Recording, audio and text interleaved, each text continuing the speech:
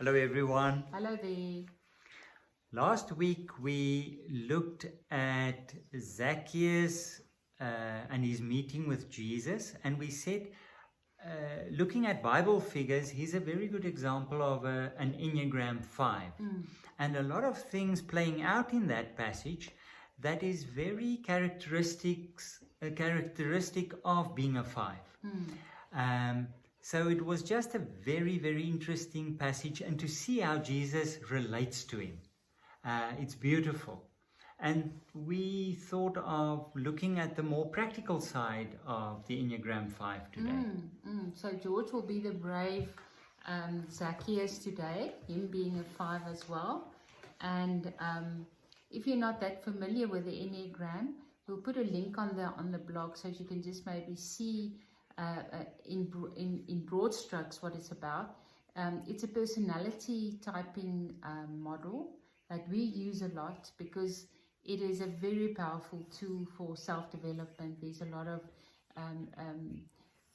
scope for growth, working with the ego's construct, and our being sold out to the ego and to move more towards our essence and our essential self. So it's a model that we use a lot and talk about a lot. So I'm going to ask George a couple of questions concerning the 5, and then we'll also look and see how that plays into Zacchaeus again. So if I tell people that you are a 5 and your most dominant wing is a 4 wing, and your dominant instinct is the sexual instinct, what am I saying? What does that mean? Well, being a 5 means I fall within the head triad, along with the 6 and 7, where the rational side of my being plays a huge role.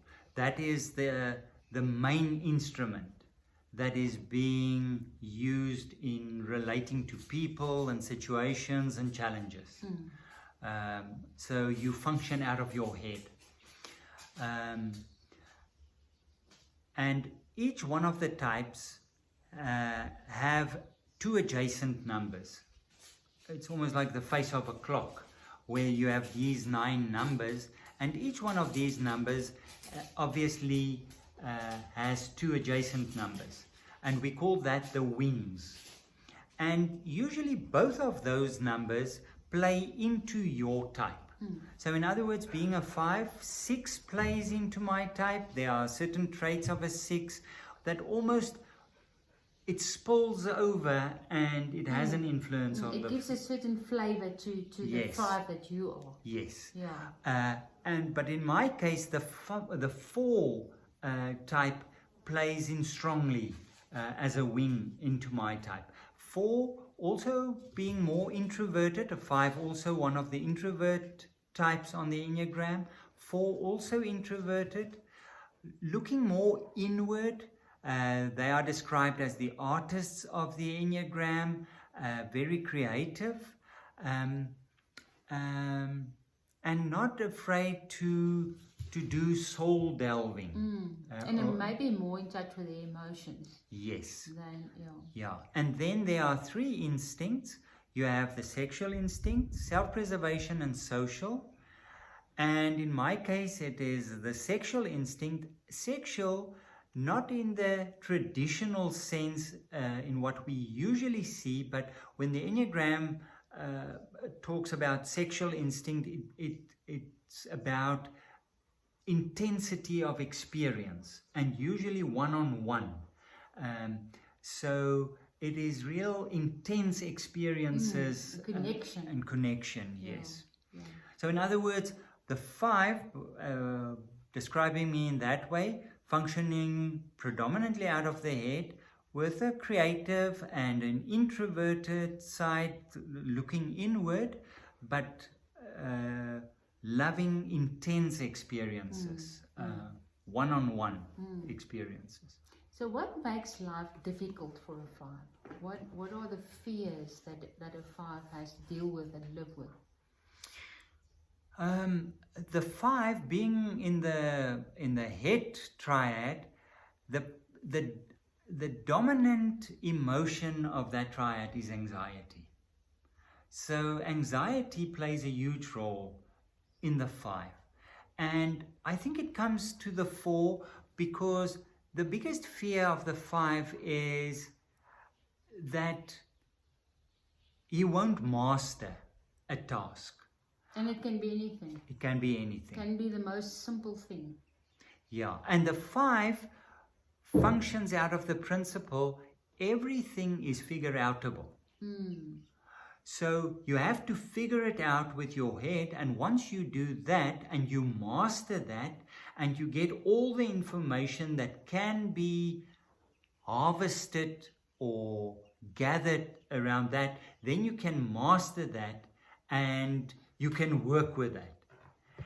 And that creates it's helpful in certain situations, but certain fields don't work in that way.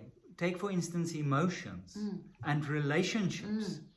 So a 5 has a fear of not mastering something, but also coping with emotional issues. They often say a 5 doesn't necessarily experience emotions, but think about their emotions. Think about experiencing things. Yes, yes. Yeah. So relationships and emotions can be quite challenging. So it's almost a feeling of once removed. Yes, yes. And a 5, because a 5 needs his space to process things.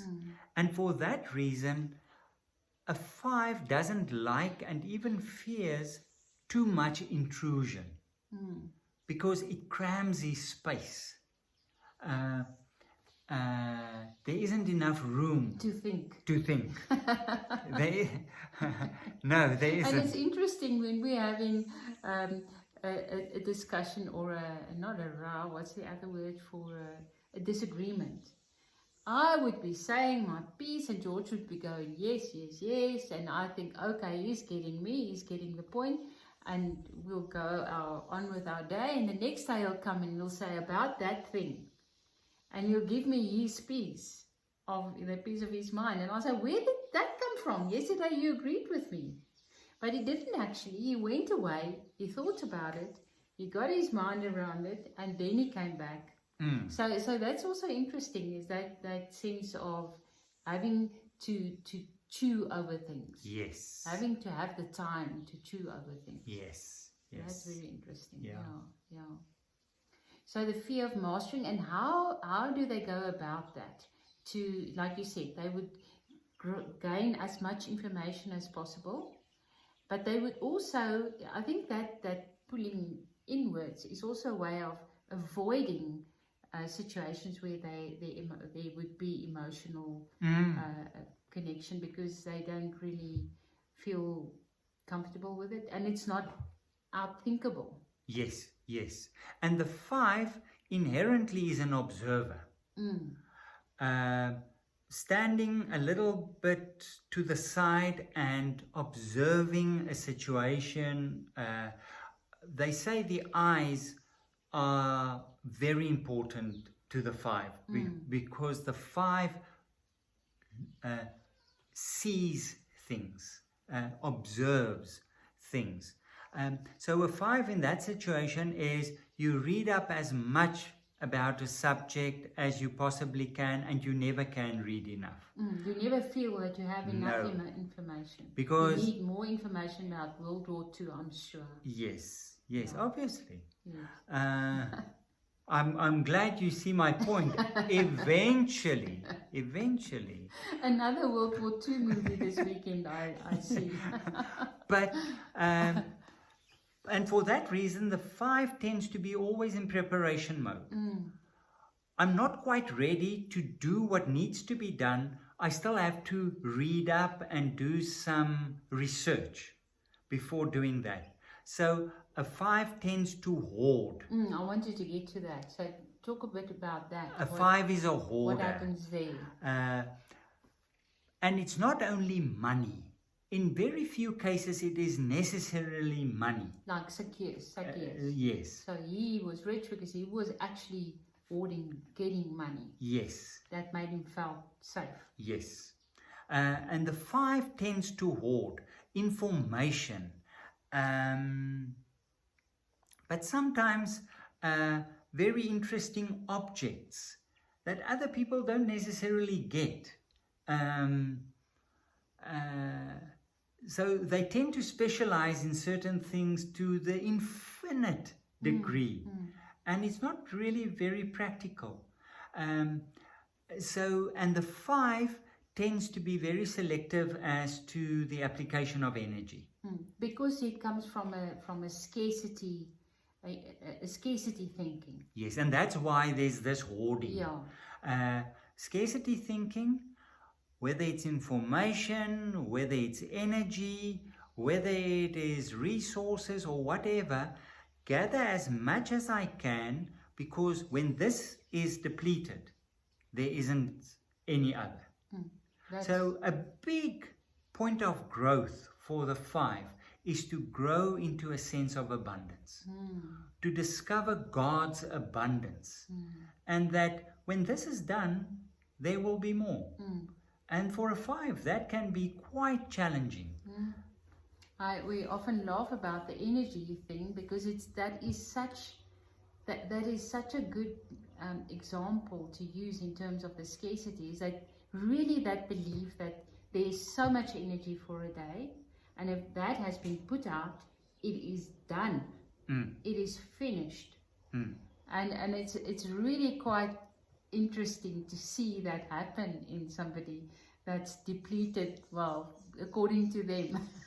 And going to town and doing business in town, that's like a hole in a fuel tank. Yeah, it just goes zoop. Yeah, that's really, so there's a lot of padkos that has to go along to fill up the void. So it's really very... It's my security blanket. You do not hoard the padkos. No. What you're looking outside is already in you. So that is really quite, we often laugh about that. But yeah, so, and just in terms of coming from a good place where you feel that you're not sold out to that, all those fears, the ego construct constantly telling you, you need more information, you don't have the energy for this, you can't handle this. What does it look like and feel like to be more in your essential self? I find it always so interesting that when the 5 integrates into the energy of the type 8. Yeah. In other words, the energy of a good type 8, healthy type 8, that is the traits that you see in an integrated 5. And it's much more a moving into the body and awareness and functioning out of a groundedness and being in the moment. Yeah, because the 5 can be all ahead. Yes. Yeah, totally. To such an extent, it's almost like a radiator being overheated. There's so many thoughts and constantly coming in, and more focused on the future as to what can happen and how must I prepare for that, while moving into the body, out of the head, into the body, not discarding the head, but giving it its rightful place, along with the rest of the body. So physical labor, working with my hands, being active, walking or cycling or swimming or whatever, that is very good. And being, having friends and having that social contact and having good conversations, where the 5, as part of this integration process, also discover the different aspects of emotions, and that they can contribute. Yes. To an emotional relationship. Yes. And be safe. Yeah. Yeah. What I often so enjoy to see is when you are in that good space where you feel that this thing is flowing and you going with it. There's a very strong sense of assuredness, self-assuredness. It's such a different energy. And there is a more of a purposeful doing, not so much in the preparation mode, but getting things done and really looking back on a day and having had really a good day with a lot of ticks that you could do, which for me as a 1 is good to see. Yeah, it's always difficult when you're a different type to understand where the other person is coming from, and it's so important to understand. It makes such a difference in a relationship. So, and it is I do love George in 8 mode. I do. Because then I look so much 1-ish. It's the only reason. You're much more like me then. But it's so interesting looking at Zacchaeus, the hoarder, not loving intrusion, wants to be an observer, keeping his distance, and how Jesus enters into his space and helps him to move into a space of giving. Yeah, more of an abundance, feeling of abundance. Feeling of abundance. Beautiful how he says, "I'll give away." Yes. It's coming from a different place. Yes. Lovely. Yes. Yeah. Thank you very much, everybody. In some of the future talks, we're going to look more closely at the 1 passage from the Bible, or pieces or passages from the Bible where that comes to the fore, and also such a conversation. But in the meantime, keep well on that side. Have a good week, everyone. Bye-bye. Bye.